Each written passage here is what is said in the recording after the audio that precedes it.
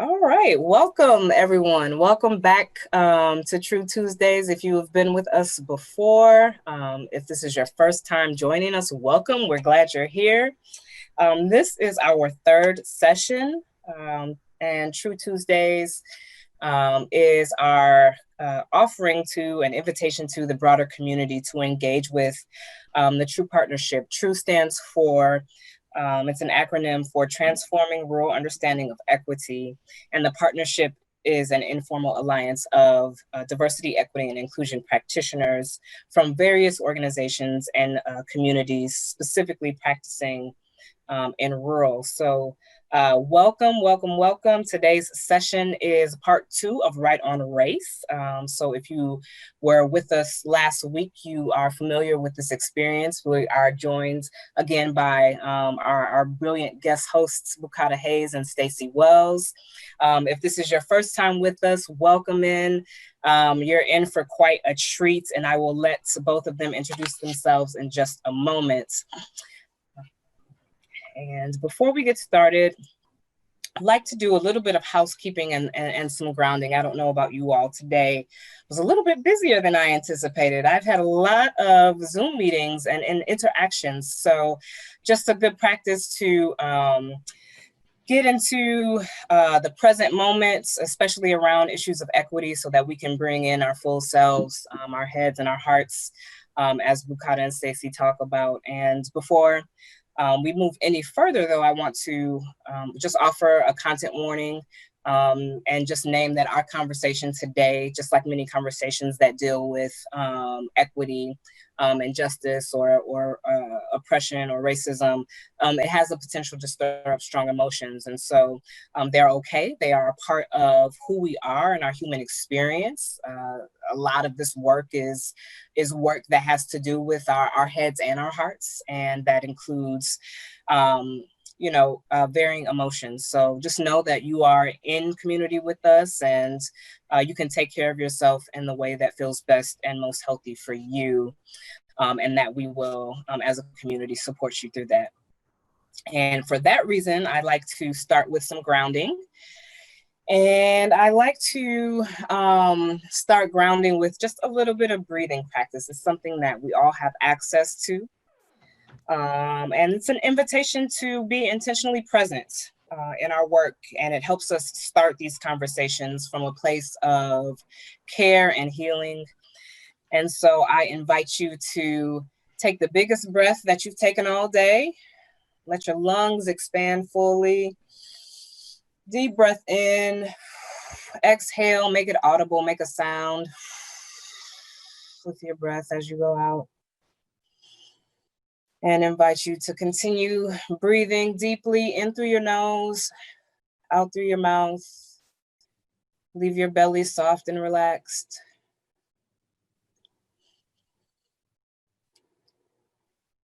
Take a couple more breaths this way at your own pace. Again, in through your nose, out through your mouth. Keep your belly soft and relaxed. So when we breathe in this way, it opens us up for feeling more empathy and connection, which is really important in these conversations and this work and this practice that we have around equity. And you can let your shoulders drop. Relax your face, your jaw. Release the tongue from the roof of your mouth. Relax your cheeks, your forehead.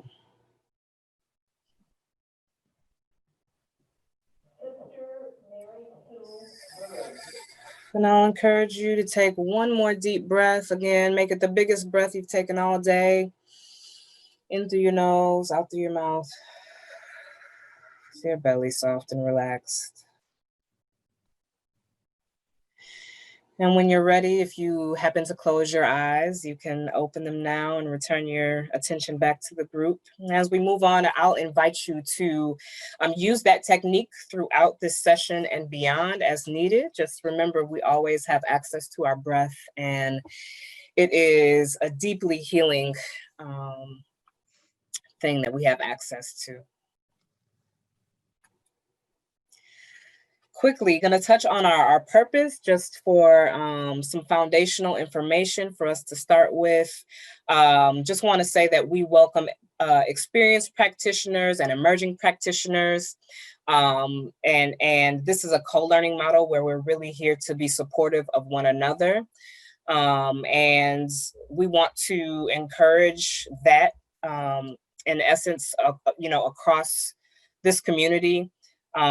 We are really looking to bring community leaders across rural Minnesota together to identify, nurture, model, and advance actions that do three things. That first, use an intersectional lens to dismantle white supremacy, patriarchy, colonialism, and other oppressive aspects of contemporary American culture and policies.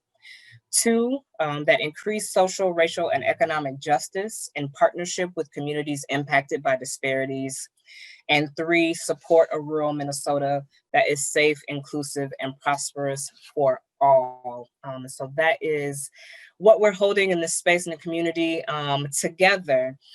We have some aims, right? We're coming together for that purpose, and we hope to do that through a couple of ways. So we want to introduce and share best practices. We want to connect with one another, to provide opportunities for partnering and collaboration.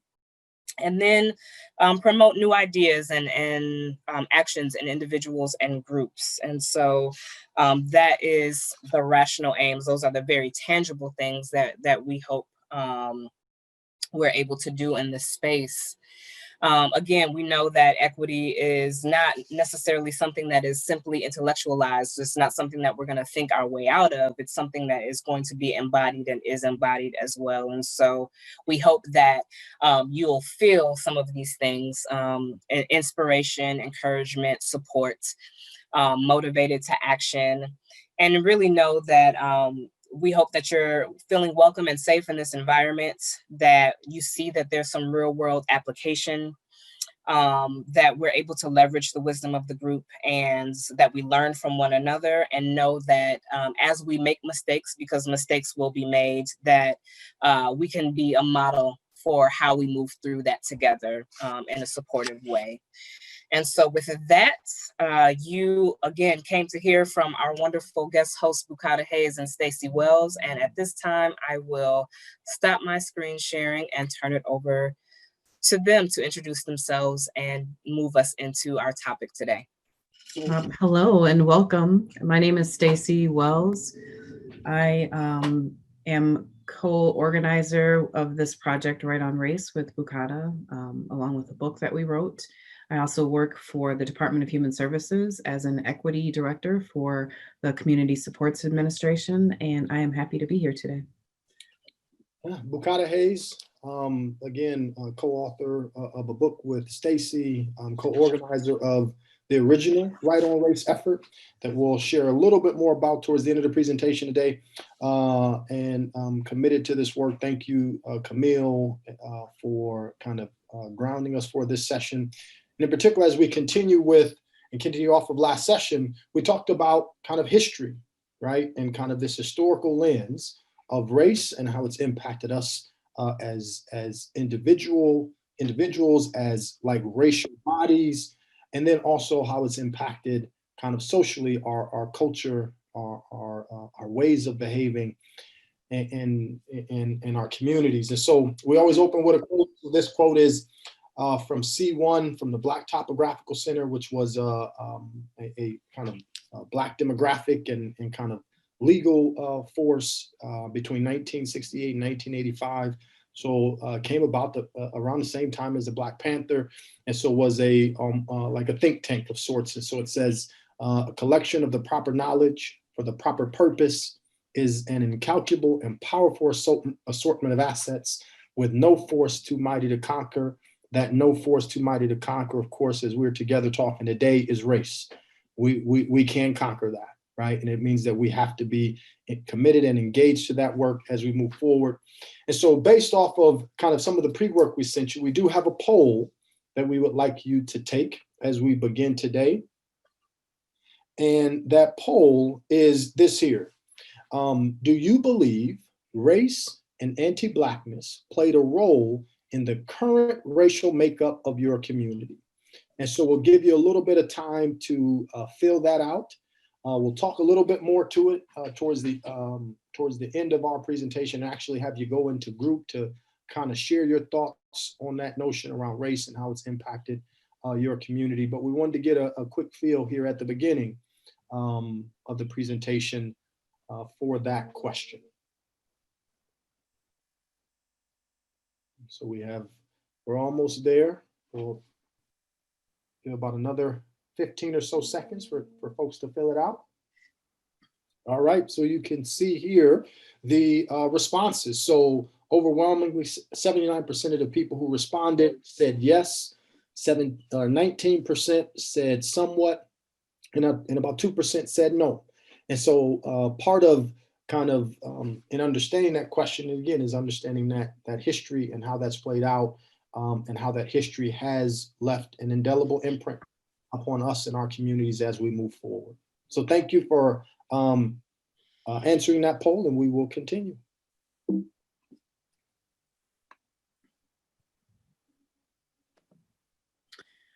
Okay, so in addition to the wonderful grounding that Camille offers at the beginning of the session, we also want to invite you to participate in this session today in the conversation. And we use the 4 agreements from Courageous Conversations About Race from Glenn Singleton.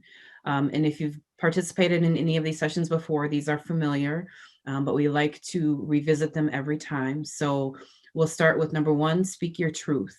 And that's just saying that we like you to be honest about your thoughts and your feelings and your opinions, and really speak from your heart and speak from your own experience, right? We don't expect you to show up as anyone different than who you are and the experience that you bring. And that's really important as you engage in these conversations and start to hopefully develop some relationships around race. And number 2, to stay engaged. So we know that these are very challenging conversations. When we're talking about race, it forces us to confront some really tragic things about our history as a nation, and also the very current realities of race and racism.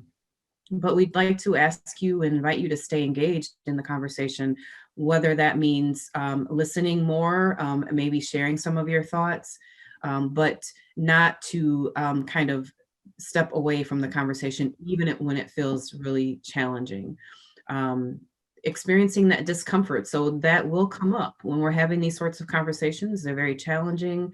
You might discover things about yourself or about others and their perspectives that make you feel uncomfortable. And that's okay. That's a part of growth. In particular, that engagement and self-examination is extremely important. And so we invite you to do that. And hopefully the conversations, the materials that you're engaging in will help out with that. But just know that it will be uncomfortable, but it's not for no purpose, but it is really for growth. And then finally, to accept and expect non-closure. So people often really seek to have some definitive answers or try to get to some solutions. And we're just saying that these conversations rarely have any answers at the end. You know, we have just this 90 minutes together, and you are probably not going to have any closure. There won't be necessarily any resolution today, but you may explore some new things. You might have more questions, and we ask that you are comfortable enough with that and know that this work is really is ongoing, and that you'll have other opportunities like this, and then you'll create those opportunities of your own in order to do that. So those are the 4 agreements that we ask you to participate with and through as you join us today. Okay, many of you have commented on the pre-work in the chat. And so our question to you as we get started is, what are you left with after the last session and the pre-work for Right on Race session 2?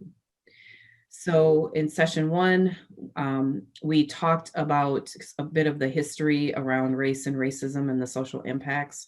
So what are you left with after that presentation and what you read around that, and the history of race and that definition that we offered? And then the pre-work to prepare for the session today. What are your thoughts about that? So we are going to put you into the breakout groups to have this conversation. So welcome back, everybody. Thank you for taking that time. Such a big group. One of the things that we would encourage is, if there's anything sort of aha moments or takeaways from the time you just had in small group, feel free to put that into the chat box. With so many of us in our time, we're going to kind of move forward, but feel free to share any of the thoughts you may have encountered with the question in the chat box if you would like. And then I will resume sharing my screen. And what we're going to show you now is a clip from Bryan Stevenson. So the author of Just Mercy, the book, kind of central figure in the movie, has the National Memorial for Justice and Peace, otherwise known as the Lynching Memorial, has the Legacy Museum. So many ways in which he's been on the forefront of this kind of important critical truth telling and what that means for us as communities going through that. And I think even it speaks to kind of some of the emotions that we encounter as we engage in these conversations. This work is not easy. I don't think there's a way that we can make it.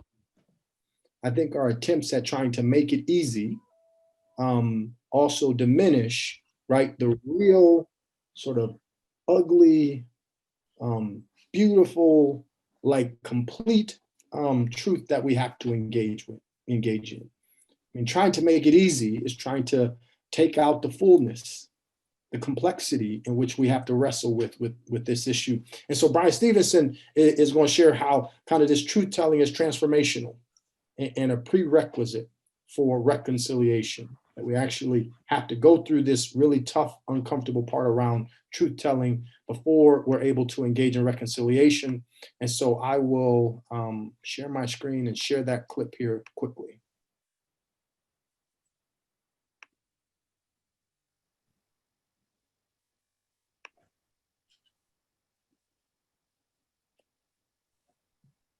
Jacket, and he pulled me into his wheelchair. He said, come here, come here, come here, I'm going to show you something. And this older man turned his head and he said, you see this scar I have behind my right ear? He said, I got that scar in Greene County, Alabama in 1963, trying to register people to vote. He turned his head, he said, you see this cut I have down here at the bottom of my neck? He said, I got that cut in Philadelphia, Mississippi, 1964, trying to register people to vote. He turned his head, he said, you see this bruise? He said, I got my bruise in Birmingham, Alabama, 1965, trying to register people to vote. He said, I'm going to tell you something, young man. He said, people look at me, they think I'm some old man sitting in a wheelchair covered with cuts and bruises and scars. He said, but I'm going to tell you something. He said, these aren't my cuts, these aren't my bruises, these aren't my scars. He said, these are my medals of honor. I tell you that because our history has scarred us. It has bruised us. It has injured us. But when we tell the truth about that history, we change things. And I believe that if we create spaces like this, where we resurrect the truth, where we change the iconography of the American landscape, we will get to something that feels more like freedom. We can achieve something that looks more like justice. We can accomplish changing this narrative that burdened us. And I believe resurrect the hope that I think animates many of us to be in this space. There is something better than what we've experienced. And we could achieve it when we begin to tell the truth. And that's why I'm excited about these kinds of projects. It's not only appropriate, but it's necessary. And when we do it, I think we will find ourselves standing, maybe for the first time, freer, more just, more motivated, more liberated from this history that has so condemned us. That's why I think it matters, and I'm so excited. So I think it's important, right? This idea of truth and how that transforms us and how we have to engage in that. I think he talked about what we're doing today and what I think the True Partnership is trying to, is seeking to do as well. And that is convey these environments in which we engage in truth telling. That we're open and honest about what we are engaging with and why we're engaging with it and what we must do to move forward. And so with that, I just wanted to, he talks about truth and reconciliation, and I want to make sure we understand that that's a sequential process. And I know we want to rush to fix it, but if we aren't engaging in truth telling and fully understanding, then we can't fix it. And I think sometimes this sort of kind of easy way towards kind of freedom and liberation, part of the reason it has failed is because we haven't fully engaged in truth telling. And that means all of us. truth-telling about what it means for how our country was constructed, how our communities are formed, how our neighborhoods look, and that wasn't simply a matter of choice, but actually a matter of compulsion through policy, through violence, through force, and other ways. And so again, we bring this back to this notion of anti-blackness, as Robin DiAngelo articulates it here in White Fragility, that Blacks are the ultimate racial other in regard to whites. And so I think as we talk about this idea of anti-blackness and how it shows up in rural Minnesota, I think we also have to first acknowledge this idea of difference and how it looked in essence prior to, if you will, the enslavement of African people. And so in terms of our state, we'll speak specifically to that. So this comes from a blog, the Native Hope blog, Alexis Estes from December. And she talks about indigenous land dispossession. So we understand, at least I'm here in Mankato, others are coming from other parts of the state. I'm on Dakota land. Others of us may be on Ojibwe land. And this notion that those, and she says it here, that historical loss runs deeper than really just the loss of land. It's a loss of sustenance, culture, language, and life itself. And I think that's part of the truth telling. Many times when we talk about what happened to indigenous people, we talk about land dispossession, but we don't talk about this notion of as much, I believe, about culture, language, and life, and the essence of life itself. And so Alexis was a reconciliation runner who starts up in Shakopee, runs down to Mankato on December 26th every year as a remembrance of the Dakota 38+2, right, who were hung here in Mankato as, or Makato, as, and is still the largest mass execution. You can see that here in Reconciliation Park in Mankato, Minnesota. Our community has been, if you will, impacted by our relationship to the other, right? In terms of white vis-a-vis the other.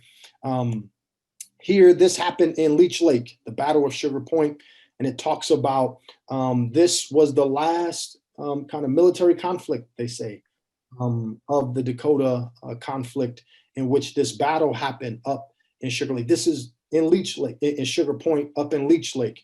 So from, you know, the southern to the northern part of our state, we have all been impacted by that. And then this is from Mankato, and this is actually a covenant, right? We also showed you the resource of mapping prejudice. So as we talk about indigenous land dispossession and then how that moved forward in terms of the notion around anti-blackness, it showed up in where folks could live, right? As we looked at Hennepin County, and that by law, certain folks couldn't move into certain neighborhoods. And we have this here in Mankato as well, as we were about to partner with the mapping prejudice folks. And it talks about here, this language, that the sale of this lot shall be restricted to members of the Caucasian race only. So it wasn't that folks might have had a choice.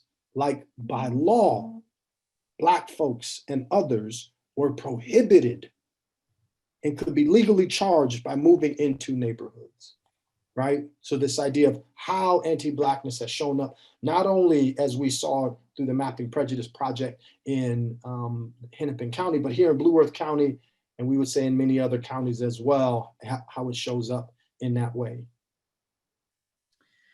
Another really unfortunate incident was in Duluth. And this is a picture of the memorial that is there now.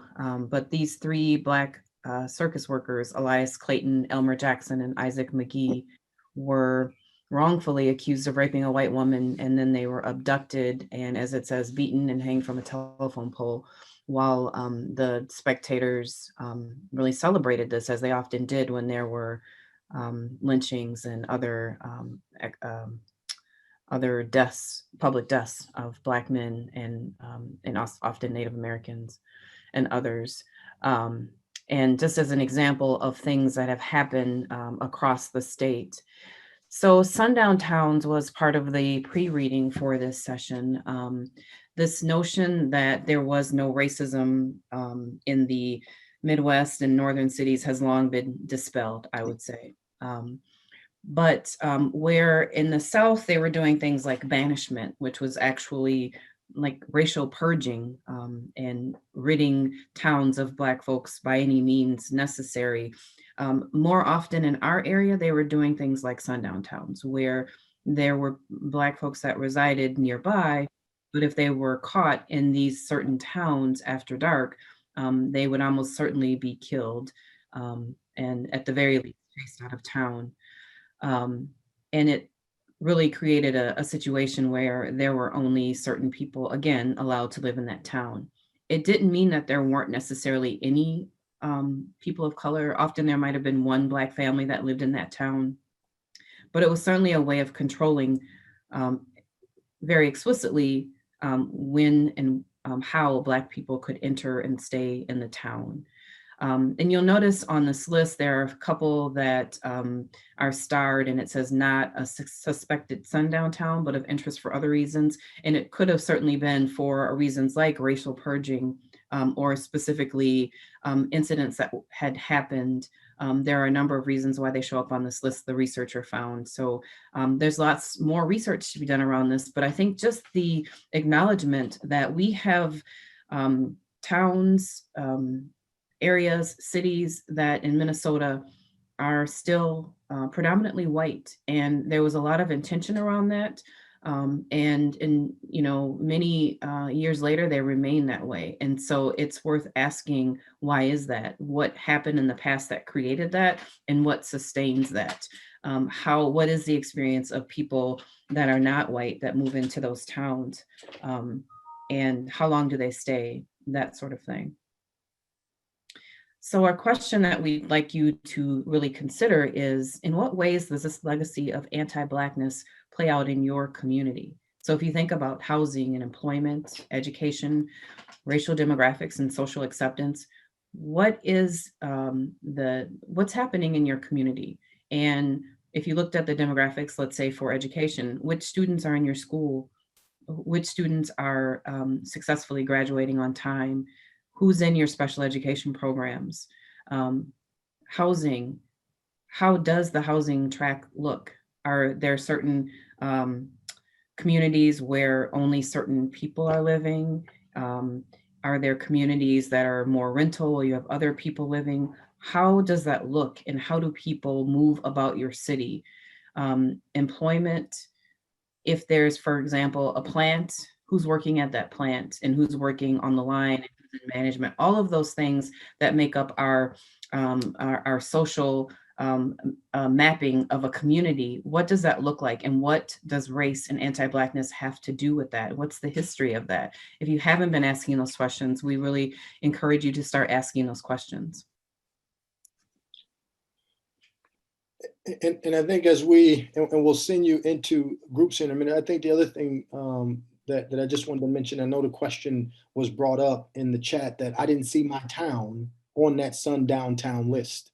And so again, I think part of the question would be, so if your town isn't on there, why is your town the way it is?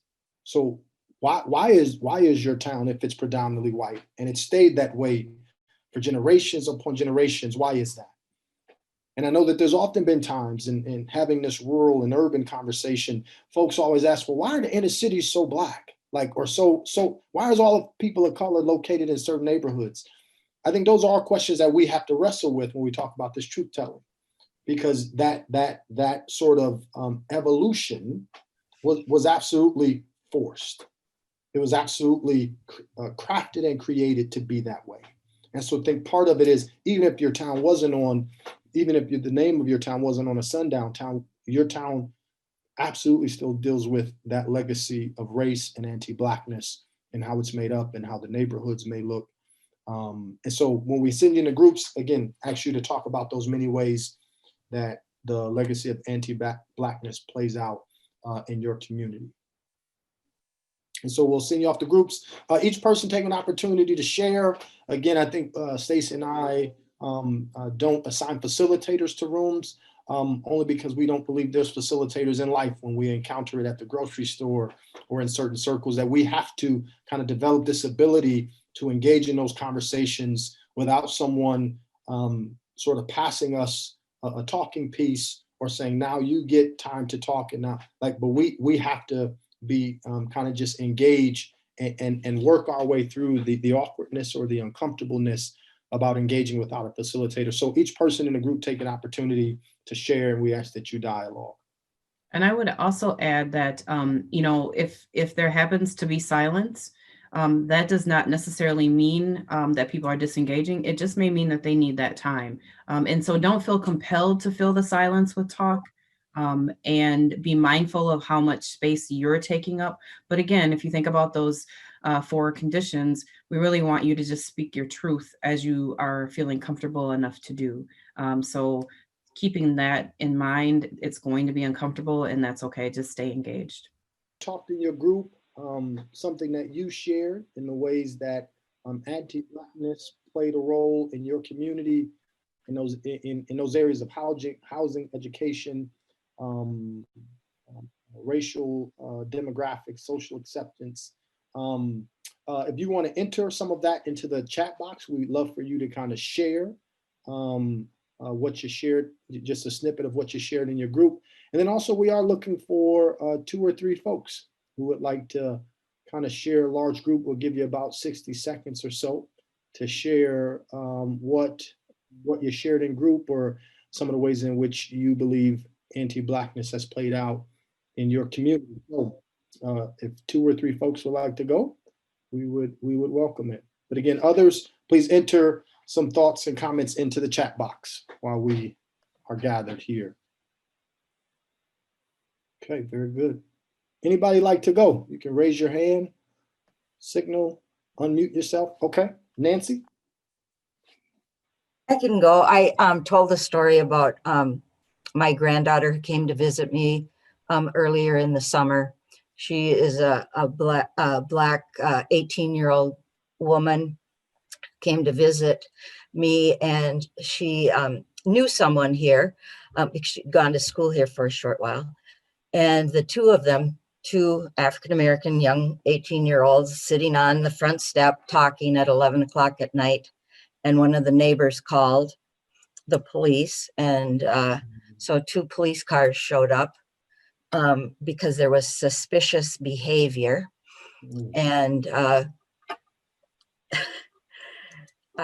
when I found out about it, I called the I don't know if it was the police chief. I don't know what his title was, but anyway, I called him to talk about it. And he basically said, well, he didn't think it was racially motivated. And I said, you know, please get your head out of the sand. And I said, if it were my 2 kids when they were growing up, 2 white kids sitting on the front step at our house, nobody would have called the police. And I said, and I bet if you had children and they were sitting out on the front step at your house, nobody would call the police. He goes, well, I can't say that. And he said, what do you want me to do? And I said, well, if you could do one thing for me, that would be to at least look at your whiteness and say to yourself, it could be racially motivated. But I don't know that he did that. But anyway, I got my 2 cents into him, and hopefully maybe he'll think about it next time. But God, it was infuriating. Yeah, thank you, Nancy. I appreciate that. Thank you. 2 more folks. Anybody else?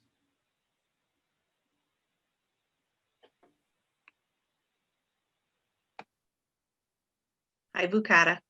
Hello.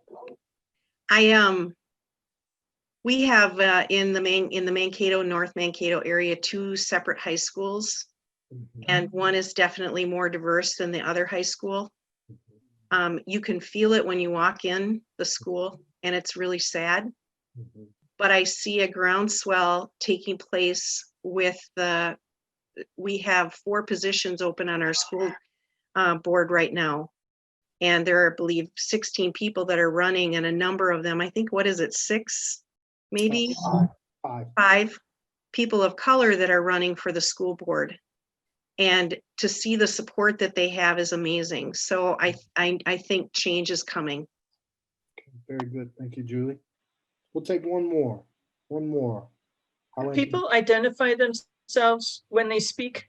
Oh, yes. So we Sorry. can find you on the in the faces.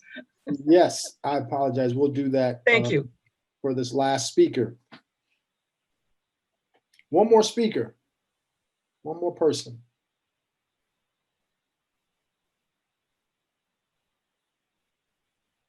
Pat Branstad. One of the things that crossed our conversation was refuting the comment that, oh, we have a broken system. And instead saying, you know, these systems are working exactly as they were designed. And how it's important to recognize that. Very good. Thank you, Pat. I think, and please feel free to continue to put your thoughts in the chat box. But I think that the response of our systems are working exactly how they were designed is grounded in facts, and I don't believe that that's assertion or conjecture. I think we have clear facts that speak to that. So my point is saying feel confident in saying that, because we can go back to historical beginnings of schooling, of higher ed, of all these sorts of things that speak to who those systems were created for. And in essence, it was not created for the majority of us. We can go back to housing, and we can see that at least through the Mapping Prejudice Project, 100% of the racialized covenants excluded African Americans, right? We can go back to the nation's beginning of a kind of housing sort of boom, and we can see that in that criteria, there was the presence, the criteria of the infiltration of Negroes in terms of your property value in your community. I mean, and on and on and on. And so I think to Pat's statement, I think we can say that confidently. And that's after we've taken a look at history and the facts and the data that show that. So thank you. We're going to. If I could just add something to that. Absolutely. I would say that too, the next conversation or the next statement to that is, then what are we going to do about it, right? So there is this acknowledgement that our systems were created and they are working perfectly fine.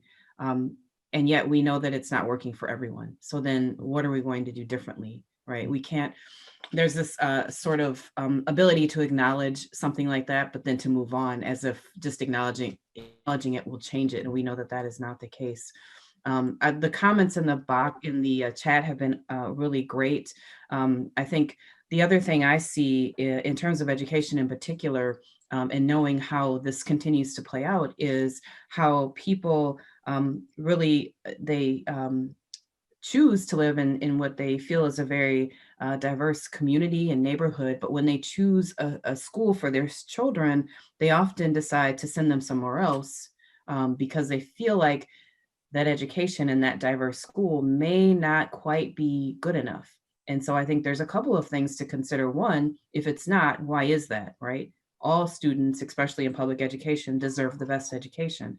And so if that one's not working for your student, then is it working for the students that are there? And then secondly, why is it that you feel because a school is more diverse that it would not be good enough for your child, right? So we still see this flight away from the city and diversity often as a way of determining what's best for our individual families, our individual lives, yet still feel like we can claim to be, I guess I'll say non-racist versus that very active anti-racist. And then, you know, often we share this information, this historical information, as a place for people to learn, but then think about how do we move forward from this, right? So we have to acknowledge things that happen, but we're not suggesting that we stick there and sort of get into the habit of just feeling bad about it or feeling sorry. But actually, what action do we need to start taking then to make sure that we're not continuing to sustain or recreate these things that have happened in the past. So continue to study those things that have happened historically as a way to make progress into the things that we know we need to do to make a more just and fair society, and make things more, create that equity that we're looking for. So as we wrap up, we'll end with a quote, and kind of to Stacy's point and to Pat's point and some other comments in the chat box. There's a great clip that I encourage you to go look for, and we can find it and share it too within the resources. But it's from Jane Elliott, the author of the Brown Eyes, Blue Eyes experiment. She's talking to a predominantly white audience. And I think this is the part that we're trying to continue to uncover and make plain and apparent. She's talking to a predominantly white audience, and she asked the question, raise your hand if you would like to be treated how we treat Black folks today. Nobody raises their hand. She says, no, she's a teacher, right? So she says, let me rephrase the question. She says, no. You must not have understood. Raise your hand if you would like to be treated how we treat our Black citizens today. Still nobody raised their hand. So what she said is, so you clearly know what's happening. And so why do we allow it to happen to others? And I think that's part of what this truth telling gets to, right? Is that I think intuitively, like within ourselves, we know what's happening. And in some ways, are we simply allowing it to happen, or are we actively working to dismantle and undo some of those things? So what we'll do is we'll leave you with this last quote as we wrap up, because we think it speaks to where we can go with this understanding. So this again comes from C1 from the Black Topographical Center, and it says, it is a rare exposure of knowledge that can change the way we think by revealing a truth of which we were unaware. From here, we can move to new horizons heretofore unimaginable. And so thank you very much for the last two sessions and being engaged. We encourage you to continue to do this work. The work that Stacy and I have done with Right on Race can also be done within your communities as well. And so we appreciate you. I will turn it. Thank you. Stacy, any final words? No, thank you. We really appreciate you participating, and reach out to us if you have any questions, and just keep doing the work. And so we'll turn it over to Camille. Thank you, Stacy and Bukata. I am seeing in the chat just a lot of gratitude for both of you all in hosting this session.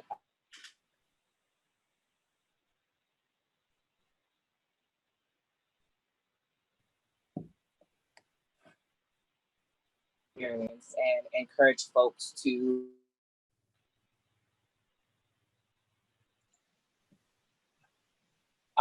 into their communities or organizations, etc. So with that, we are close to closing, but would like for you all to chat in the chat box an action or an activity that you can take to incorporate your learning from today into your daily life. So how are you taking the conversation from today specifically? We've talked about quite a few things, but how are you taking what we've talked about today and applying that into your daily life? What is your plan to do that?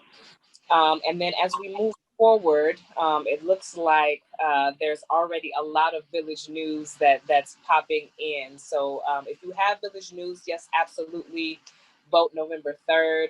And there were some resources that were shared earlier in the chat, I believe some books or some other resources. So please do feel free to share that in the chat. If anyone would like to very quickly unmute and share an activity or an event or anything like that that's taking place within the next couple of weeks, you can have space to do that now. I'd like to share with everyone that there is the 2020 Rural Equity Summit that is taking place on November 16th and 17th. And I just placed the flyer in English in the chat box. There is also scholarship money available, and this is really to hit the rural areas of our state. And we've got great speakers that are represented in this group that are going to come and share the work that they're doing in their rural communities. And so if you're interested, it's a virtual Zoom meeting. And if you have any questions, please check out the link. And or if you have any questions, I'm Julie Hawker, and I'd be happy to give you any answers. Thank you.